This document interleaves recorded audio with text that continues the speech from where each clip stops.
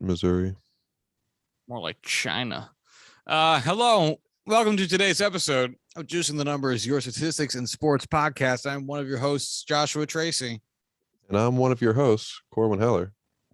And welcome to the show. It is 8 o'clock p.m. here on the East Coast. It is Wednesday, September 29th, the waning days of the final summer month. And that means but one thing: playoff baseball continues to be right around the corner. However, you are in the American League, and you are one of five teams between the Yankees, Sox, Jays, Mariners, and actually we can probably cross the A's off that list officially at this point. So four teams. Then you are in the playoff hunt as of right now, and kind of your playoffs is already happening. And to that effect, as we've talked about it for the last 2 or 3 episodes straight, we will continue talking about this ever-evolving situation. I feel like a news correspondent in the 70s. This ever-evolving situation. As Walter Cronkite? Yes. Yeah, I guess so. I was going to say Kissinger, and I was like, nope, that was not a reporter. That was Secretary of State. So never mind. Anyway. Since we last talked, and I had said that I didn't think the Yankees were going to be able to displace either the Jays or the Sox, because it would take basically a sweep of the Sox to do that. And then lo and fucking behold, the Yankees swept the Red Sox in Stantonian fashion, as Giancarlo Stanton decided my dick does not need to be in my pants, and let it all out in Fenway, hitting a home run literally every night, and collected, I should double check, but I believe it's about 10 RBIs, which in terms of measuring a goodness or badness of a batter is insignificant. But in measuring a batter's presence, impact on one specific series, the number 10 in a 3-game set is pretty fucking telling. Corwin, did you catch any of the games? No, I have not been in the mood to go watch baseball. That is meaningless to me. I understand it. Yeah, I get it. So obviously right now, Yankees are playing the Blue Jays. We're going to stick with this, just moving on a little bit. The Yankees are playing the Blue Jays. We'll get into that in a second. The Red Sox are playing the Orioles. We'll get into that in a second. But after the Yankees swept the Red Sox, which basically led to the standings that we currently have today, there's a little bit of variation again, because we're already one game deep into a 3-game set against each of those 2 matchups. But the Yankees, as we said, went over the Red Sox. As we said would happen, they went over the Red Sox. The Red Sox got bumped down to the second spot, and they have not fallen further, only because Toronto has maintained something of a losing streak, or at least a lack of winning, I'll say. And Seattle has not yet displaced Toronto. But if Toronto was to lose tonight and Seattle was to win, they would actually leapfrog Toronto. So before we get into this current slate of matchups, just post sweep life, what do you? We both said the Yankees were not likely to do this, and yeah, we got proven wrong in the shortest amount of time we were capable of being proven wrong in. So what do you think? I don't think I'm about to jump on the bandwagon of the Yankees have figured it out and they're just going to keep this momentum through the playoffs and dominate like we all expected them to do 7 months ago, whatever month this season started.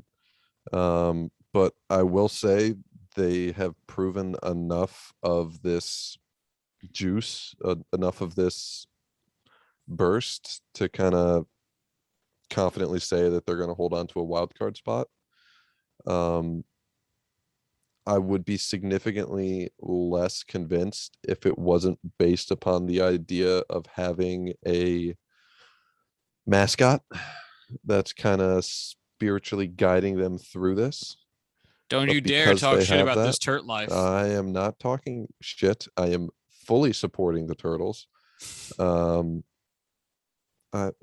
What more can you say? I mean, when you have a turtle that you can look to for support and guidance during a playoff push, what else can you ask for? And you know what's funny is that if the Yankees wanted to keep that turtle around, that turtle could start coming to old timers games pretty soon. I mean, because think about it, that turtle. I don't know what the lifespan of a normal turtle is, but I would assume it's a very fucking long. That turtle could very well outlive all the Yankees in that clubhouse. How Uh, cool would it be if they trotted the turtle out there for Old Timers Day? You tell me that wouldn't be fucking adorable? no, I would love that. I truly Imagine would they love train the that. turtle to run the bases. I think turtles live like a really long time. Like I want to say a I turtle know can live 40 years. I know tortoises live for like 100 years, but I don't know about your common variety house turtle. House turtle. Yeah. Sea turtles live 60 to 70 years. American box turtles can live more than Um, 30. okay. So somewhere Potentially between 30 40. and like 400 years. Okay. Correct. They are essentially dinosaurs. So again, if you left that bitch in that in that clubhouse, you could he could show up to Old Timers Day. That turtle could get his shell retired in Monument Park. Is it a turtle or is it in fact a tortoise? I have no clue. Everyone was saying turtle on the internet, and I can't check that out. I can't. I Most can't people verify that just fact. do. Does it live in a tank of water or in a tank of dirt? I think it lives in the clubhouse. You are useless. Yeah. Thanks, boss. You're welcome. Happy to help. Um, it is funny that the two major runs, two most significant runs of the Yankees' second half have come on the back of an appearance of a cat and the appearance of a turtle, which sounds like how children's books would start. It's like the Yankees need their four-legged friends to help them get through the season. Oh, geez, guys, I'm in a real slump. Have you considered animals? Have you accepted our Lord and Savior, this turtle? This fucking turtle. Oh man, the Yankees are going to start showing up to furry conventions real soon. That's just Now, dependence. that's a Venn diagram that I did not expect to have to think of this year, Oh, but please, here are we you are. kidding me? There, somewhere out there is like a furry Yankees fan who's just living their best life this past like 2 months. They're just out there like, oh yeah, I can't wait to get my super hot Turt costume from the store while I Josh just cheer got on finished these telling New me York before we hopped Yankees. on how great his life has been lately. Huh? Josh just finished telling me before we hopped on about how great his life has been lately. Yeah, just don't check my closet. Heyo. Um, Because of the turtle nudes. That's right. Oh, weird green dildos. So, yeah, the Yankees are doing it. On the Red Sox end, so they're still in a playoff spot as of today. They lose to the Orioles last night, which is like 9 different kinds of shame. Because losing to the Orioles when you don't have a super secure playoff spot in the end of September is shall we say, a tad bit embarrassing. Um, but they are in a playoff spot as of today, and you swept the Yankees several times in the beginning of the season. So part of you just want to be like, these series happen. You get fucked every now and then. But you got fucked by your division rival, your all-time rival, but your division rival, as you're both trying to vie for the same playoff spot. So does it mean anything? Probably not. All things considered, the Red Sox are still a good team. They just had a rocky series. I mean, we're at the end of the. It's not like we're gonna have hot take reaction. At least me, I'm not gonna have a hot take reaction like this is fucking, March. It's September. The Red Sox are gonna win in all likelihood 90 games this year. They're gonna be a good team. They had a shit series. Oh well. Who would have But thought? right, yeah. But it is still going to be a wildly different show if this ends up meaning they have to play their wild card game in the Bronx instead of Fenway. That's really what it comes down to. If both teams end up making the playoffs, is that this will be that difference maker. It'll be the difference between playing the game in Mhm. Boston and playing the game in the Bronx. Where would you prefer it to play, Josh? A Kingdom. Let's go Mariners. That should absolutely be how it works. I think if the M's make the playoffs, MLB should just be like, look.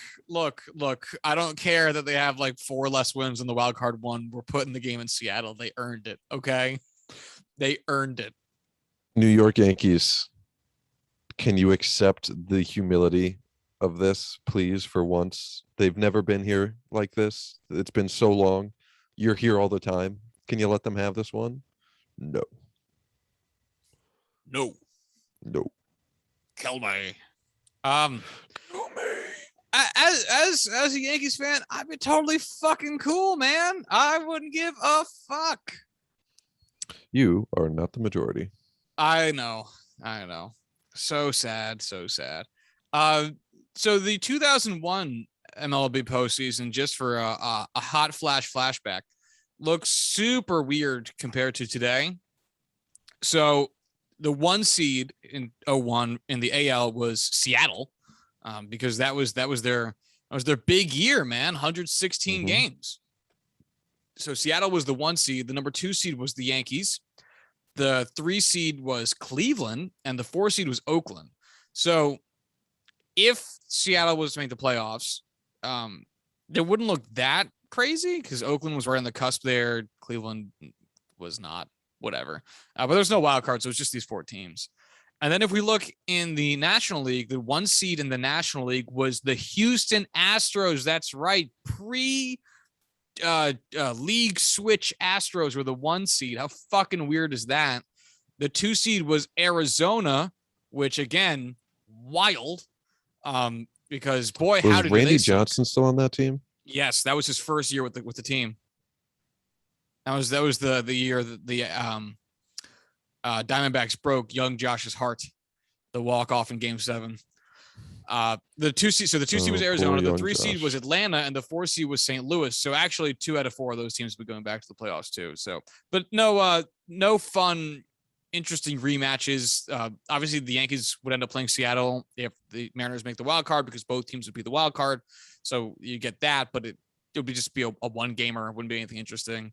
And then there's no possibility for a rematch in the World Series, because even if the Yankees made it, the Arizona Diamondbacks are very much so not in the World Series. So what? Look there. We are 1 year, just as a very difficult and challenging and not very interesting segue.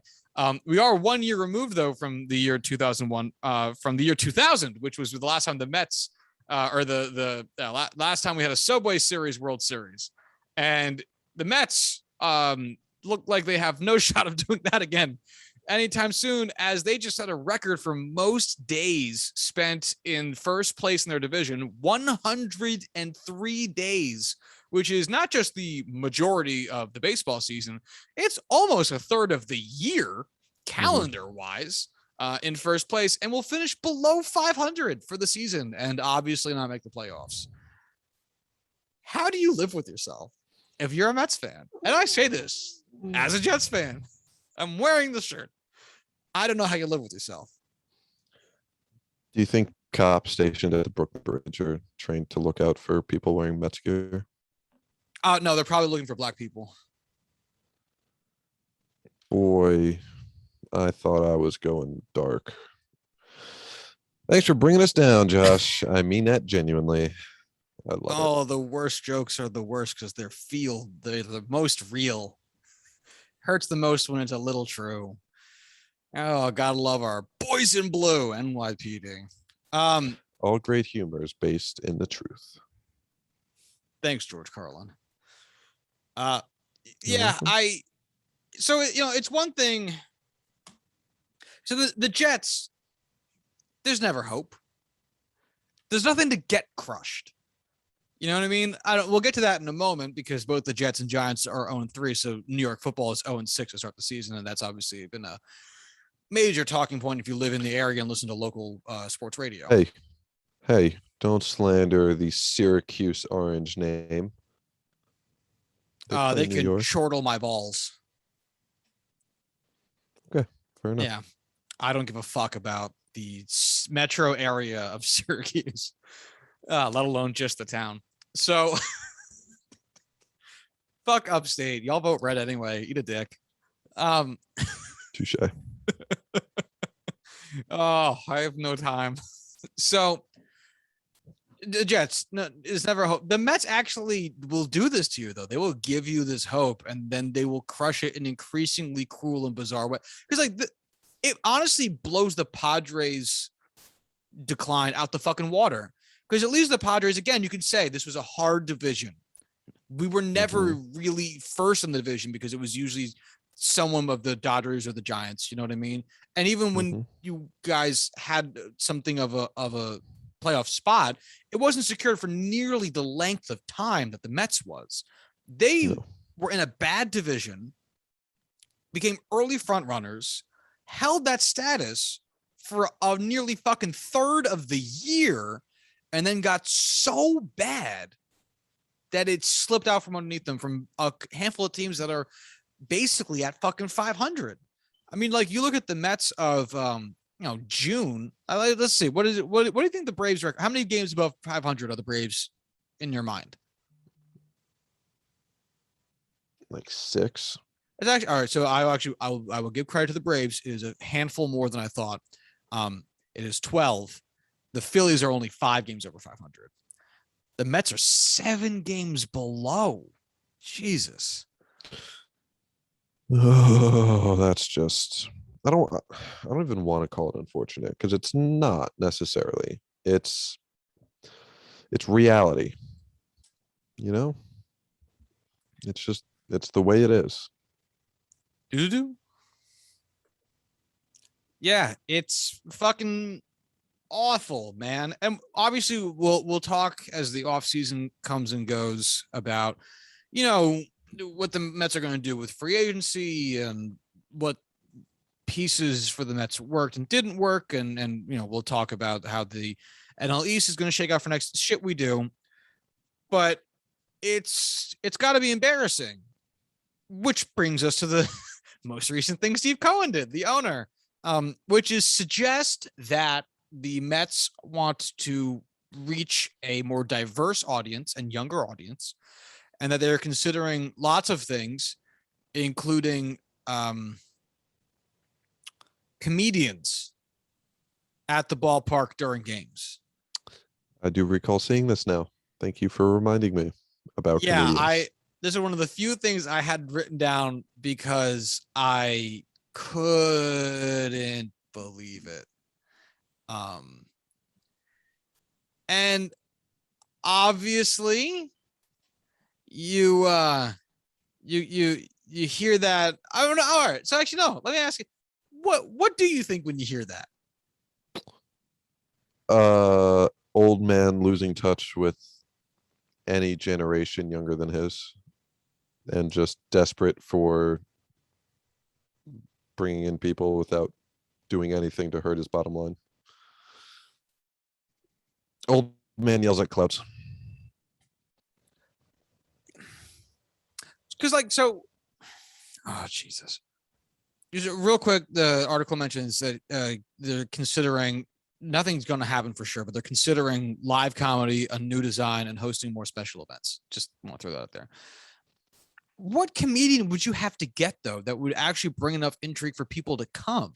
Because it's not like if you're going to like the Cellar, and it's just like whoever's there is there. I'm just like there for comedy, and the tickets cost 15 to 25 Chappelle bucks. showing up. Right, and it runs all night. Like you can show up, at when the doors open at like 7. You can stay till like fucking 2:00 in the morning. And there's food, there's drinks and whatever, but you can come and go as you please. You can walk out, have a cigarette, come back in, and there's no chance of you getting stressed out because your team is losing. This is Citi Field. Like, if you're gonna make someone come all the way out to Queens, even the people who live in Queens to get to the ballpark, it's not like the Cellar where it's like, hey, you're already in Lower Manhattan, you might as well, right? Here's a cool thing to do. It's a Mets game.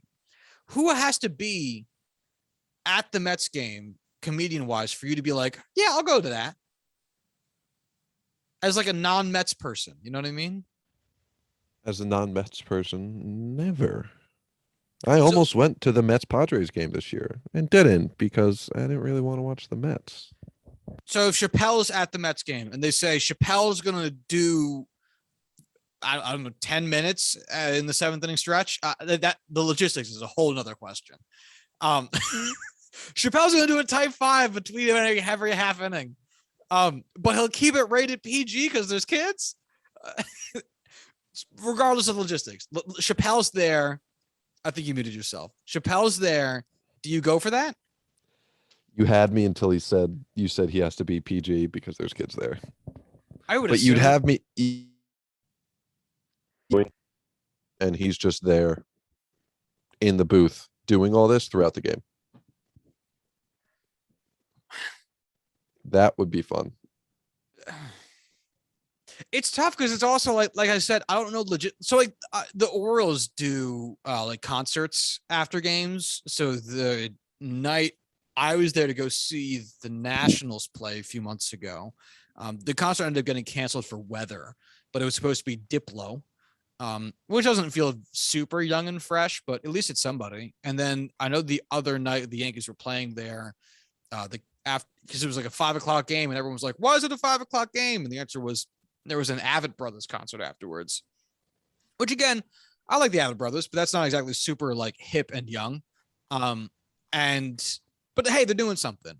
The Mets could do that, but I'm not really sure. I guess that would be fine. Yes. Yeah, that's because to me it misses the point. You know what I mean? Like, if I asked you, Corwin, what's the number one reason people don't go, not even to see the Mets specifically, but don't go to baseball games? And I'm going to ask you that in a second. I'm willing to bet your answer is not enough comedy. You're right. You're right. Dave Chappelle was not the thing holding me back. I have not been on strike from MLB baseball because of Dave Chappelle. You know what baseball needs? Gilbert Gottfried doing the voice. Who's sitting in baseball stadiums Gilbert Gottfried? And doing Why would this? you say him? Why would you say Gilbert Gottfried? That's the worst answer. I love Gilbert Gottfried. I had a point that I was trying to make, or I was going to make, and I completely lost it because of Gilbert Gottfried. What did you mean? I can't even do it. What would you say? So I asked you, what's the thing keeping people from going, young and diverse people specifically, I guess, from going to baseball games? Well, what would be some of the things you think? It's cost. It's all. It's okay. 90% cost. Yeah. Okay, we're on the same page. Cost and the fact that I live in New Jersey and getting to fucking Flushing sucks. It's just a nightmare getting into the city and out in one piece in any reasonable amount of time. Like, you can go to a Giants game, be in and out of the stadium parking lot in 30 minutes each way, or total. Like, it's very easy to get to MetLife. It's very easy to get right back on the highway and get out of MetLife. There's never a major traffic conundrum like there is at, like Penn State or like Yankee Stadium. Sucks getting up to the Bronx, but the subway's right there, the L train's right there. You can get out. Queens is too far. Plus, one of the other things that it's going to sound so backwards that Yankee Stadium has going for it, it doesn't have a parking lot. I mean, there is an on-site parking deck, but I mean, who the fuck parks there?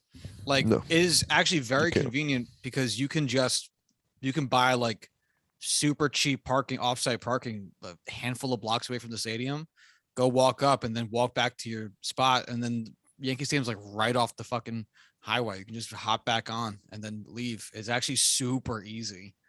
If you feel like braving driving in the Bronx, which again, I honestly, as compared to driving in the other boroughs and have a man who has driven in all the other boroughs, the Bronx, I think, has to be the easiest one to drive in.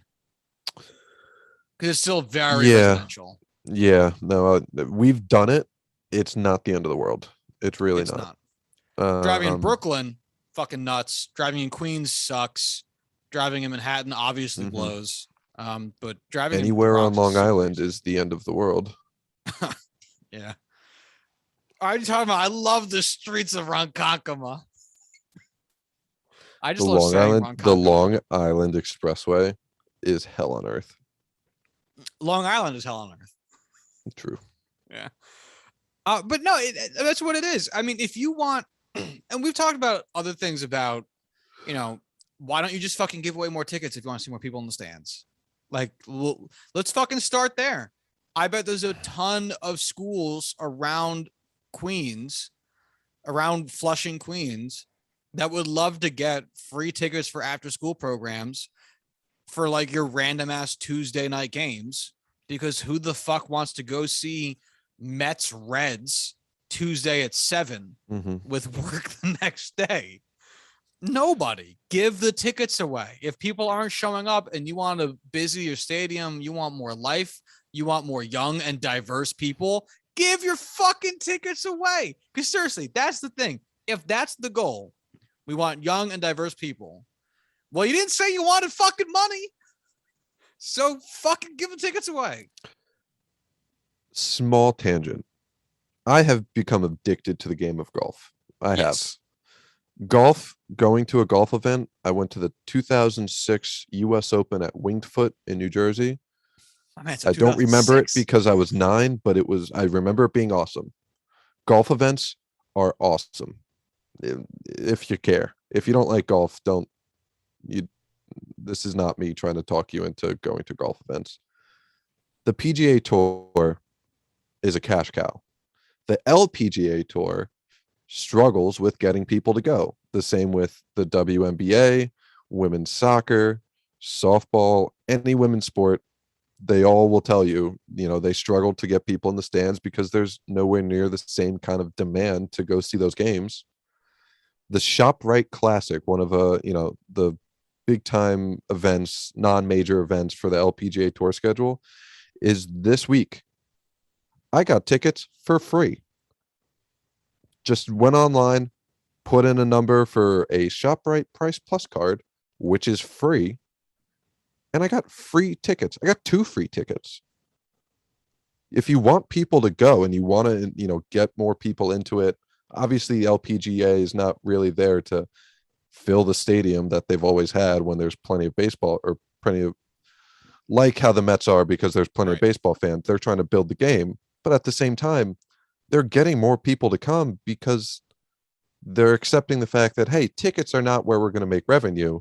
We'll make it, selling cotton candy and soda and hot dogs and merchandise and things like that are outside the world of exorbitant ticket prices, because they know people just won't pay for it. It's on TV for free. I get to sit on my couch, eat my food, drink as many cheap beers as I want, not paying $8. It's a better experience watching sports at home than going to the game 9 times out of 10. Especially on weekdays. Big time games is the only time I would ever want to be in a stadium compared to being at home. And even then, it really depends on the situation.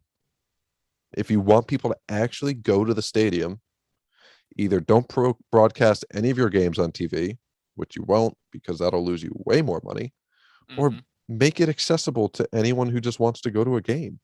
Yeah. Seriously, I don't want to spend $60 to go to a Yankees game as a non-diehard Yankees fan. I would go to Yankees games if tickets were $20. Or if you lived like next to the ballpark. Right. Which, but again, is another reason why maybe giving tickets away to people who live near your ballpark would get people to fucking show up. Because honestly, if you handed me free tickets to the Yankees on a Tuesday night, I probably still wouldn't go. Yeah. Just because it's a fucking bitch. Yeah. That game's not going to end. If it starts at 7 o'clock at night, it's not going to end till 10, 10:30, which means I'm not going to be getting home till 11:30, best case scenario.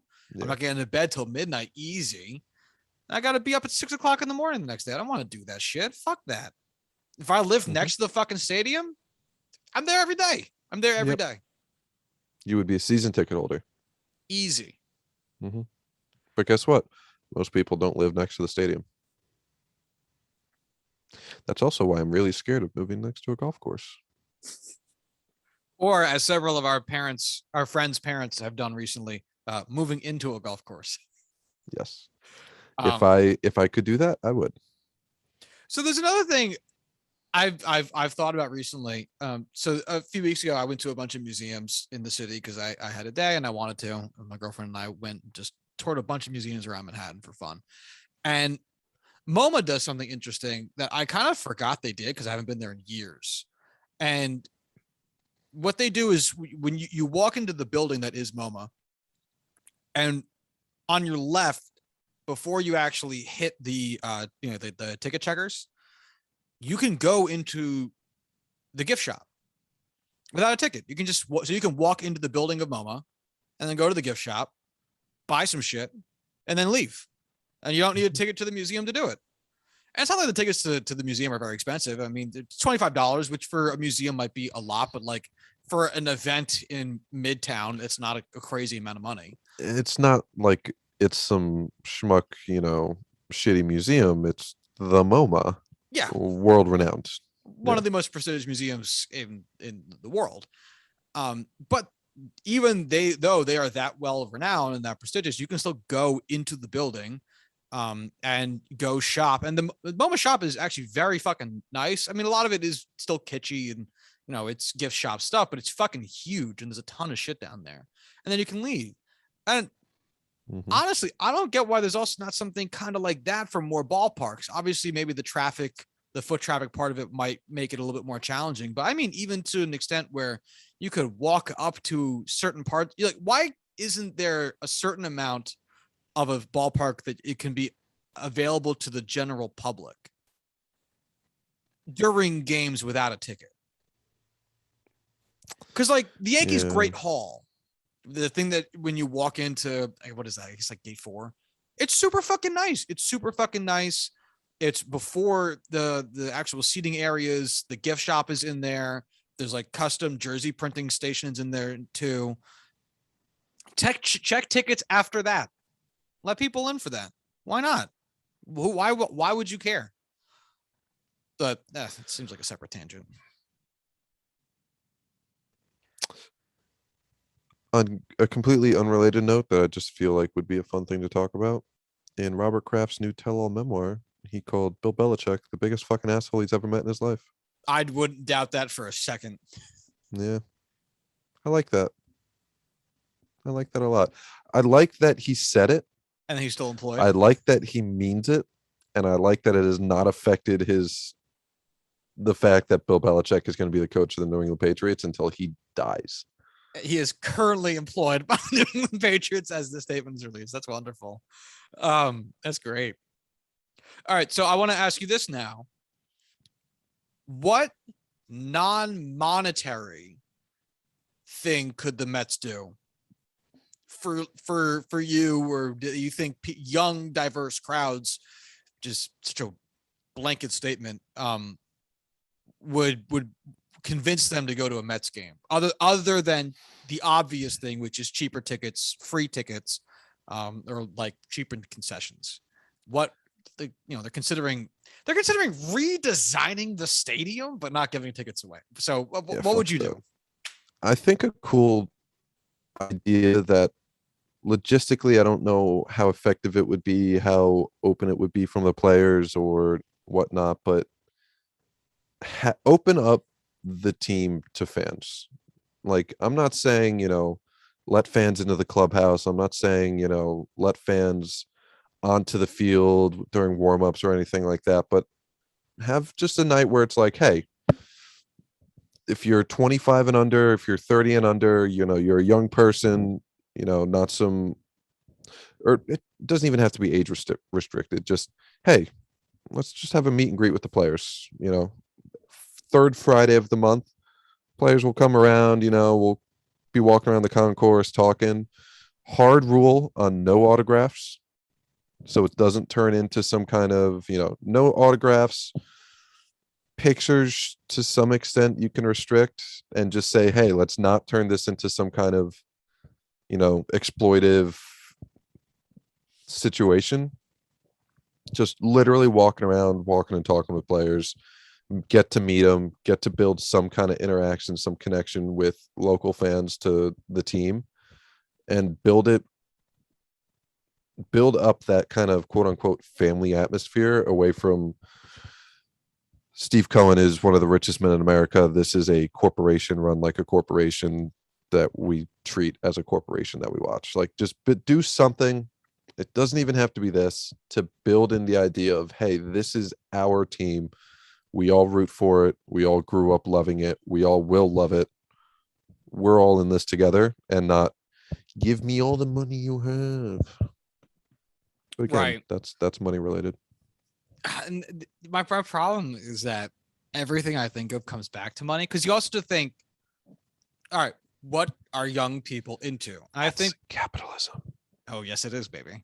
And I think, you and I are still young enough to know what young people are into. I'm 27. You are 24, 23. So You had it. I was 24. All right, Yeah. damn it. Sorry, buddy. You're It's okay. We're somewhere, not friends anymore. you're somewhere in a key demographic of 23 or 25. Uh, so I think and the thing is, if you think about what young people are into, it really, I think, boils down to what can young people afford to do? It's not necessarily what are we into, it's what do we have the money to actually do after bills are paid. And which again, because I kept thinking like, all right, maybe you can run something with like the public libraries program, but the problem is maybe you're not going to get enough young people necessarily, because that might be more people with kids, which might be slightly older than the demographic you're going for, whatever. Or maybe you're looking for like worldlier people, so you could do something with LaGuardia Airport around like flights getting you tickets to the games. But then it's like, well, who can afford to travel? Or do something with Airbnb for people who are traveling into Queens. But again, it's like, who can afford to do that? And it's like, like you said, it's all going to come back down to money, because the only thing that's going to convince a young person to do anything is if they can afford to do it. Mm-hmm. We have all avoided a certain bar where the cover charge was a slightly more than a different bar nearby enough, and we were all looking to go out. We've all done it. We've all gone to shows at a venue that were off season or like off of a prime date, so that we didn't pay a little bit extra. Gone to matinees because they were cheaper. Like, obviously, these are things I think most people do, We but we go tailgate preseason NFL games because it's because they are cheaper. not regular season prices. It's like Yeah, $6 to get in the door. yeah, because it's just fucking cheaper. I mean, like it's what I think Yeah. generally people do, but also especially young people who have uh, the least amount of money by percent of the general populace of America. Mm-hmm. So there's no answer we could give that's not money. And the fact that seemingly Steve Cohen's looking for an answer other than money is, I think anything he says is going to be ridiculous. It's one of those things where no matter how much he goes on Twitter, no matter how much he talks to his assistants and his inner circle, he is never going to know what it's like to be a financially strapped 22-year-old Nope. in 2021, because he is so far removed from that world in so many different aspects. He's just not going to be able to wrap his head around it. He could have 10 21-year-olds all running a think tank and give him all of these issues of, well, we're all really poor. He's like, oh, are you trying to ask for a raise without giving me anything? Oh, fuck you, you're fired. Whatever. I assume that's how Steve Cohen talks to his employees. But regardless, it's tough to kind of mentally get there and figure this out from his perspective when he just cannot understand that. And I typically would say I'm not going to hold that against him, but he's an old rich white man, so I absolutely am going to hold that against him. Oh, for sure. Yeah. The only old rich white owner that I really do think gets it is David Tepper from the Panthers. And that is only because he's the only one I've ever actually seen like kind of just hand it off to people who do understand it. And it's like, you know what you're doing. Here's my money. I have so much of it. Go try it out. If it works, it works. If it doesn't, I'm not running out of money. We're fine. I make more of it every day. Yeah. I want to move on because we could sit here and rip this the whole night. Because again, it's ridiculous. Any answer that is the one thing that we also didn't say is another great way to get people into the ballpark is to win some more fucking games. You fucking asshole. But that's a given. Right. That's why we didn't bring it up because and we know that's unachievable for the New York Mets. Yeah. They are. Oh God, they're inept to the point that they're cursed. I don't think it's a curse brought on by something else. It is brought on by themselves. It is the whole it's organizational yips to the nth degree. But whatever. Organizational yips. That's a new one. Thanks. That's the type of hard hitting analysis we come to this program for. So shout outs to the Mets who are making headlines even when they're making headlines. And none of the headlines are for anything good. Oh, gotta love those Mets. So let's talk about the real M's, the real M team when people are hashtagging boom boom LGM or LGFM. The Mariners, the real M team in baseball. They're killing it, Corwin. I guess, kinda. I guess. In a way, I say killing it. They are in second place in the AL West, which is just fucking shocking, man. They are 88-70, a half a game better than Toronto as of recording this right now, and a half a game back of Boston as of recording this right now. And I mean, goddamn, where the fuck did that come from? If I asked you, Corwin Heller, what do you think the Mets are doing very well? What would your answer be? Making memes. Not making memes, being the source of memes. Dreams, memes. Funding insurance companies because of all the medical bills they're paying. Yeah.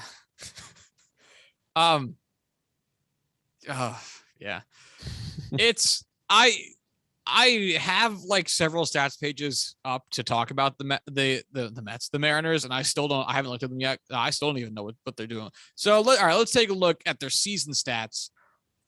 Where do you think the Seattle Mariners rank by WRC plus over the course of the entirety of the season in MLB?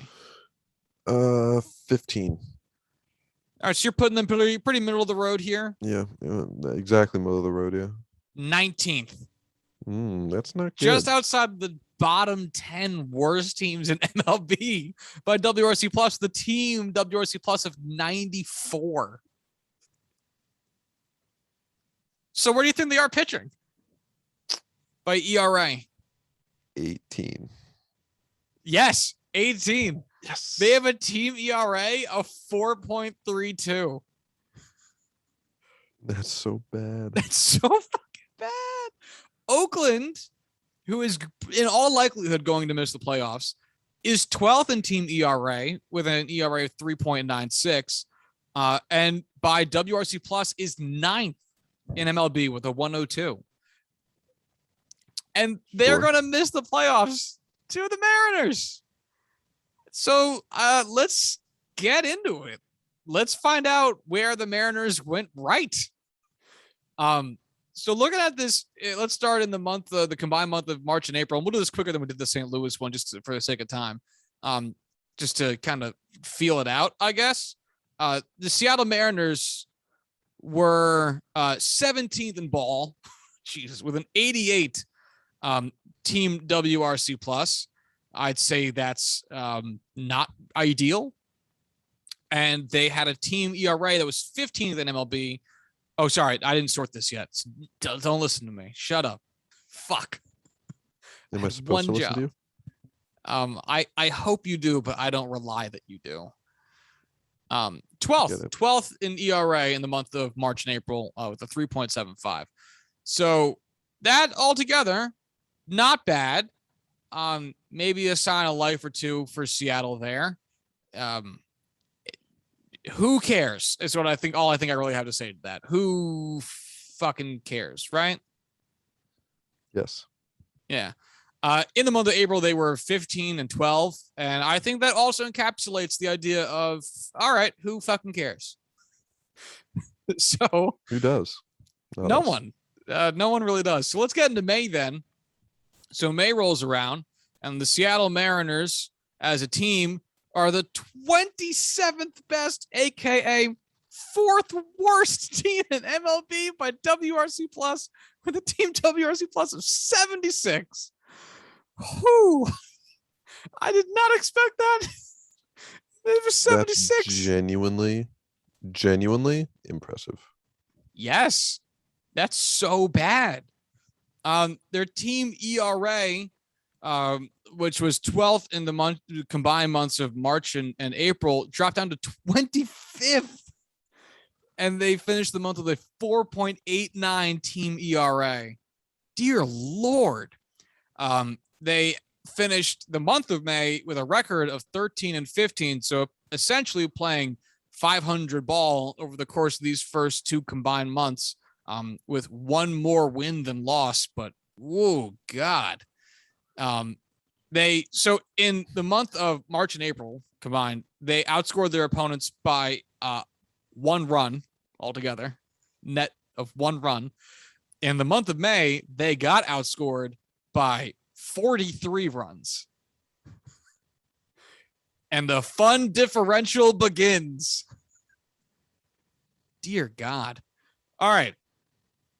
So that brings us then to June, last month before the All-Star break. So we're seeing what they're made of. And they bounce back in the WRC Plus department, going from 27th all the way up to 11th. Really bouncing back from their 77 WRC Plus all the way up to a 105. Really showing that they can do something here in the middle of the summer months. And their team ERA, let's see. Again, I did not look at these ahead of time either. I wanted to be surprised. That's better, but still isn't great at all. They finished 21st in the league, with a 4.81 team ERA. And in the month of June, their record was 14-12. So they are now just about 3 games over 500. Even though they have a winning record in the month, they still got outscored altogether by 5 runs in that month. So the fun differential grows. I think we're at negative 47 here now. Are the Mariners on? Huh? I have not been keeping track. Are the Mariners at this point in June on your radar in any way? Like at all? I don't think they were. I don't think they were either for me. And I had some Mariners players on my fantasy baseball team. Yeah. Yeah. So I guess let's get into July, which is now our post-sticky stuff era, as well as being a little bit of pre, a little bit of post All-Star break. And our Seattle Mariners batting takes another hit, which really, it's not that big. It's big in standings because they were 11th and they fell down to 20th. But it's because so many teams did better on the batting side of things because of the sticky stuff crackdown. So they actually only dropped about 4 or 5 points at WRC Plus, or 7 points, actually, I should say, dropping into a 98 WRC Plus, which is still fine. It's just not as good relative to the rest of the league as it had been. If we look at their pitching, so 20th in batting in July, their pitching also is actually a touch better, finishing with a 4.69 ERA. And then their record in the month of July was 14-10. So they are once again staying positive. They'll actually only finish with 1 losing month, and that would be the month of May. So we're only seeing better numbers out of these folks, I suppose. Despite that 4-game winning record, they have been outscored once again in the month by 8, and I believe we're up to about 53 here, or 55 here in the fun differential. Are the Mariners on your radar now in July? If they weren't before, they probably still aren't now. Yeah, I still don't remember thinking about the Mariners in the slightest in July, if we're being honest here. I think I was still much more focused on the A's at this point, especially because the A's have been, the second wild card team or at least threatening to be the second wildcard team for like several seasons at this point. So Right. definitely a lot more attention paid to them. And that will take us into August. And in August, Seattle batting gets worse. How are they almost ready to make the playoffs? I don't get this. I was just about to say August was when I really started picking up on them turning things around, but I guess not. I keep waiting for them to be in the top 5 in some stat, and they're not. They're just fucking not. Is this Am like I lying? Sorry, what? No, I've answered my own question in my head. Please keep going. So they finished with the worst WRC plus in August. It's 93. It's 20th in MLB. It's just not great. And then their pitching is, oh my God, where even is it? Oh, actually, their pitching got a lot better. Holy fuck. Eighth best ERA in baseball in the month of August with a 3.52 ERA.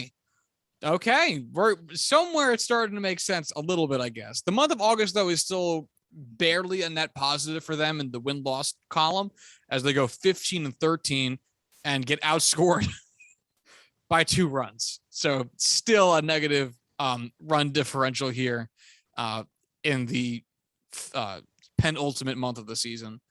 But that takes us down as so at the end of August. Are they in your playoff radar now? Yes, they're at least breaking into that idea of them being able to do something. Not a ton of hope, but they're getting there. I think that's about where it started registering for me as well, only because they were like right around really, I think for me, the benchmark was the Blue Jays. And I think at this point, I'm not going to look it up. I don't give a shit. I think they were right around where the Blue Jays were at this point. So I remember thinking like, all right, I'm seeing the letters there more. I'm seeing the right Mariners letters there. Mm-hmm.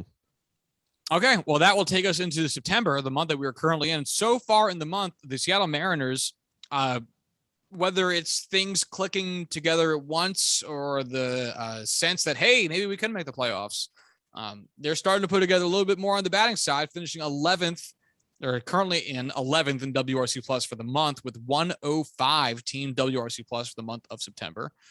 And their pitching is 19th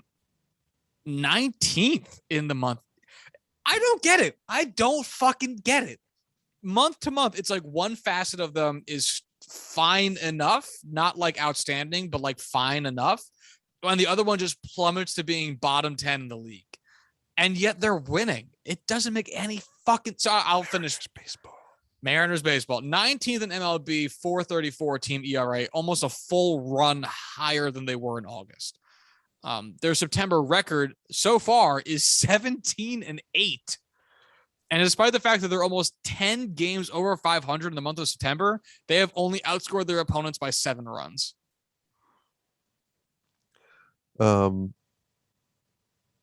I genuinely don't know how they're winning games. Like, it must be just close game after close game after close game. Yeah, so actually I have it broken out here for you. Their record in 1-run games is 13-18, which is a win percent of 647. And they've outscored their opponents in 1-run games 212 to 197. So that's what, 15 runs. Oh my God. They've only outscored their opponents 15 runs in 1-run games, and they have 51 1-run games. I don't even know how that math works. I'm not attempting to try it. I'm not going to try either. Because you would think. Oh, no, sorry. Because they lost 15 of the. Okay, they lost 18 of those games. They won 33 of those games. They won 15 more games than they lost. So there you go. I'm an idiot. I'm glad you did not make me have to think. I know it wasn't the most difficult thinking in the world, but it's not what we're here for. It is now 9:00 here on the East Coast, and Corwin and I are zombies. Their record in blowouts, though, is 11-28, with a run differential of negative 135. And that is a win percent of 282. That's exceptionally bad. That is exceptionally bad. Oh, so do you remember? I think it was the first year we did this podcast. It might have been the year right before it. So it was like 2018, 2019, when the Mariners were like 17-3 in their first 20 games or some shit like that. But they were like all 1-run wins. And we were like, there's just no chance this continues. And then they just fucking collapsed because they couldn't continue. Don't remember that. They were like stupid good for the first month or two of the season. Because they won just a ridiculous amount of 1-run games. And then a bunch of articles came out saying like the thing about 1-run games is they can really go either way, and this is not a sustainable way to win baseball games. And then Thanks, Mariners fans A-Rod. like, fuck yourself, of course it is. And then the Mariners started losing a lot of 1-run games, and it's like, oh no. And they missed the playoffs for like a bajillion. This feels like that, but it never came back down to earth. Like the Mariners season this year feels like the equivalent of flipping a coin 10 times and having 7 of them be heads. Like obviously it's allowed to happen because it's a statistical average. Doesn't mean it's going to play out that way in any given sample size. But still, it happened 7 times. That's kind of interesting.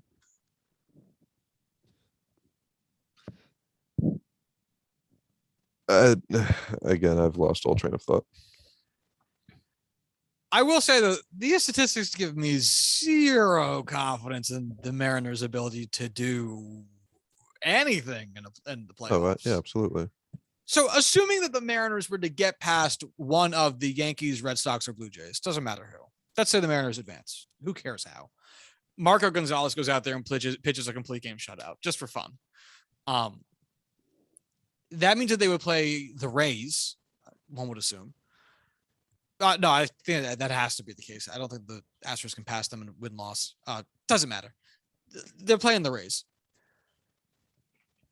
Do they have a chance in a 5-game series? I don't think they do. I just don't think they have anywhere close to the pitching to be able to beat any of these higher ranked teams, which is everyone. And, usually we kind of divide it along those very neat lines. Like the Red Sox are good batting, but they need more pitching. The Rays have had good pitching. They need more batting. I'm also not convinced the Mariners have the batting for this. Because you're right. Of course, their pitching is fucking horrifying in certain instances. Their batting is remarkably inconsistent. And not the Yankees type of inconsistent.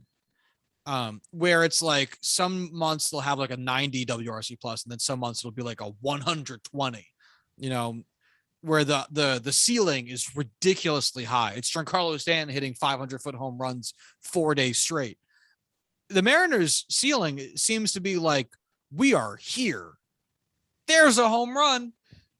We did it today. I'm not sure that wins you a World Series. I'm not sure that wins you a playoff series. Right. And we just talked shit about the Yankees, but and they proved us wrong immediately. So if the Mariners want to go ahead and prove us wrong immediately about this one, cool. But I wouldn't have much confidence.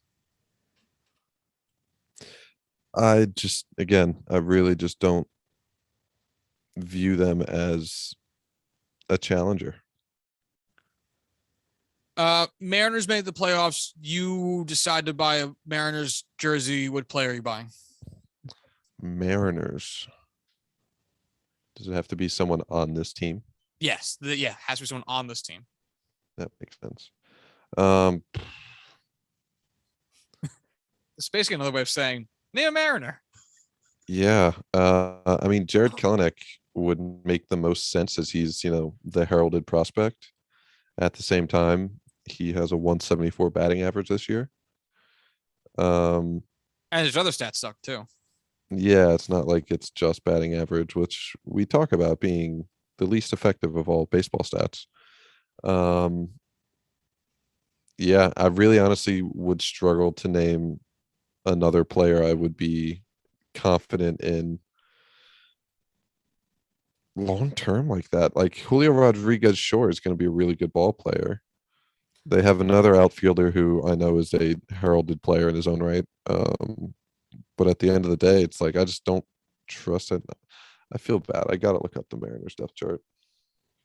All right. So two things. One, I would probably go either Abraham Toro or Kyle Seager, personally. I think there's a good argument for Mitch Haniger in there as well. Another thing, I just looked up Jared Kelenick's stats. He has almost -2 WAR in the season. And the vast majority of it is his defense. He has been worth -0.1 OWAR and -1.6 DWAR. Yeah, and he has only played in 89 games, and he has been worth -2 WAR. His WAR per 165 is -3.5. That's so fucking bad. That is really unbearably bad. Oh God. Wow. How do you get around that? Like, how do you beat that? You get better. Okay. Do you think he can get better? Honestly, I don't know yeah. why I would ask you that. I don't know He's how you would 21. know. I don't watch Mariners games. I don't really know what his issue has been. But he's fucking 21. You know what I mean? Like Gleyber Torres is going through a slump right now. It's been a long slump. I understand. But he's 24. You know what I mean? Like you don't give up on that.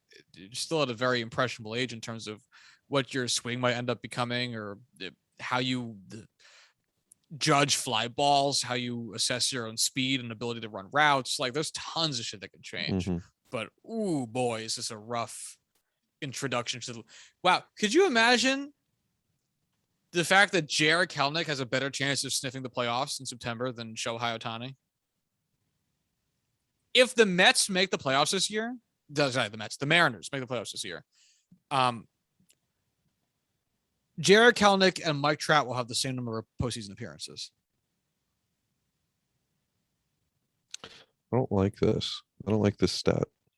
I usually like our stats. I don't like this one. Oh God. It's really fucking sad. Shohei, no. Oh, what did you think of that report?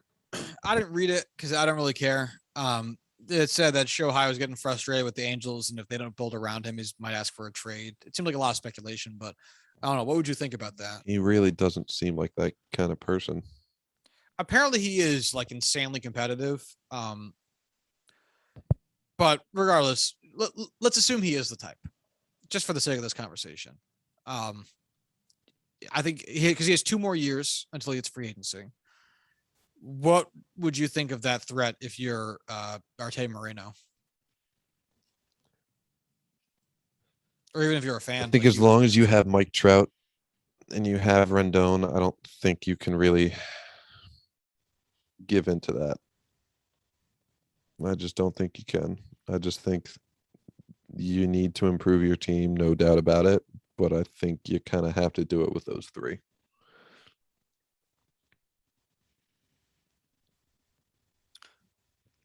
Yeah. I mean, there's a theoretical world in which you could trade Shohei Ohtani and try to get a fucking haul. But if we're being real, I don't know who you trade him with that would do it. At least for what because you wouldn't trade him for prospects. You wouldn't look Rendon and Trout in the face and say, yeah, we're going to be 5 years out again. Sorry, guys. Like, you're not doing that. Could you imagine them trading Mike Trout, Anthony Rendon, and Shohei Ohtani? I mean, granted, they would, long-term success-wise, that's probably the best way to do it. Because you would get an ungodly amount of prospects and young players and whatever. But my goodness, your entire team, your franchise, just everything would just revolt. All 10 fans would riot in the streets of Anaheim. Mean, kind of true.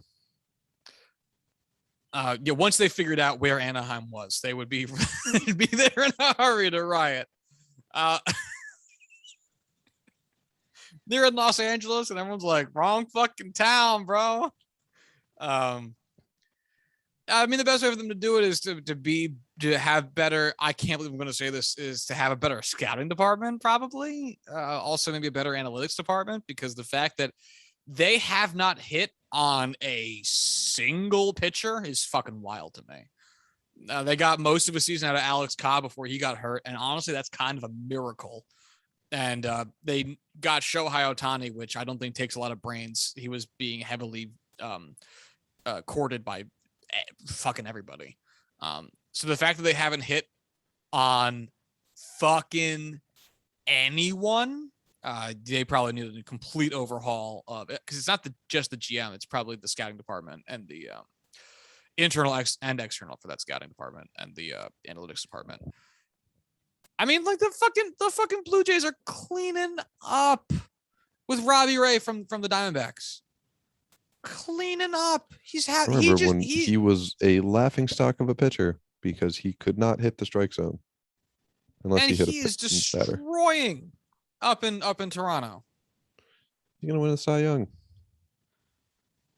Probably, you don't just fuck around and win a Cy Young unless you're Jake Arrieta or Rick Porcello. But damn, dude. Seriously, and then their rookie Alek Manoah looks phenomenal. Yeah, he does. The Angels have had fucking who? They got Dylan Bundy. Nice. That'll win you a World Series. Yeah. It's fucking wild.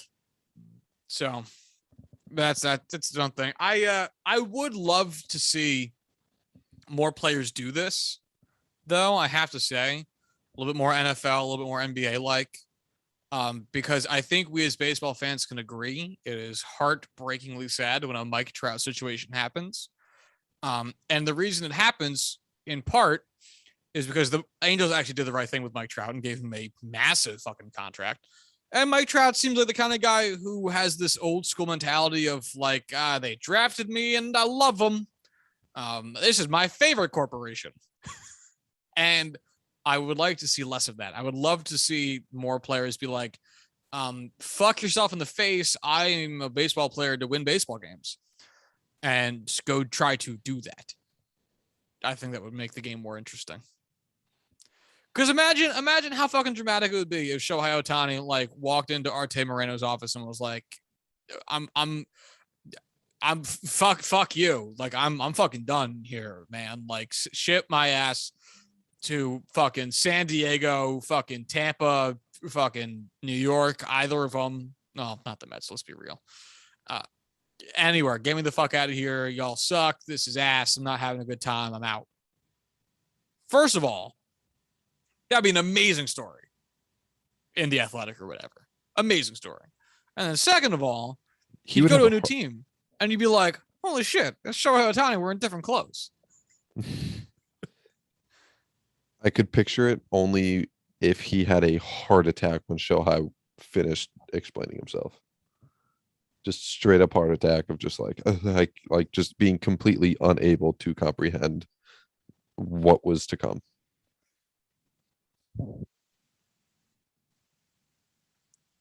If Shohei left, do you think Mike Trout would leave too?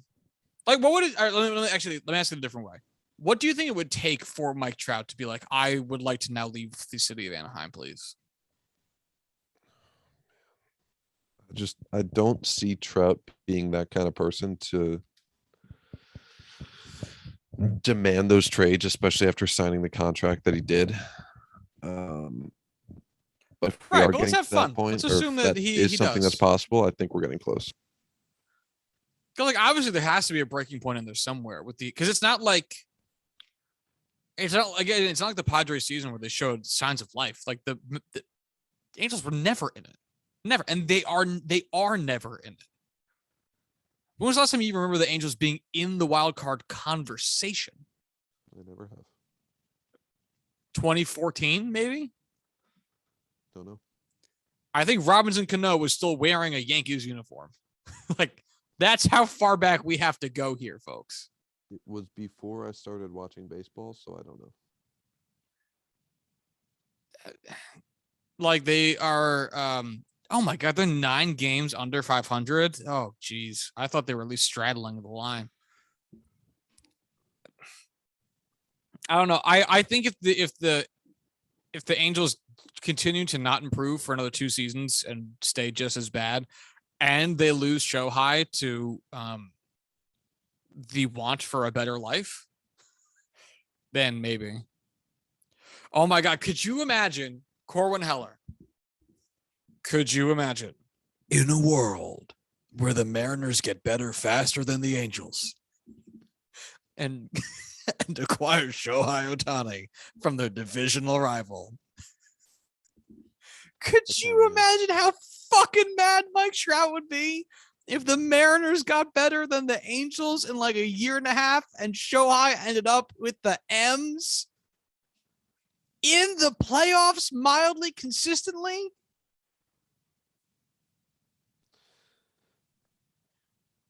Yeah, that's the end of the world. Hold your mic up. That's the end of the world. Oh man. I know what I'm rooting for the next couple seasons. I want that to happen now. I kind of do too. Sorry, Angels fans. Yeah.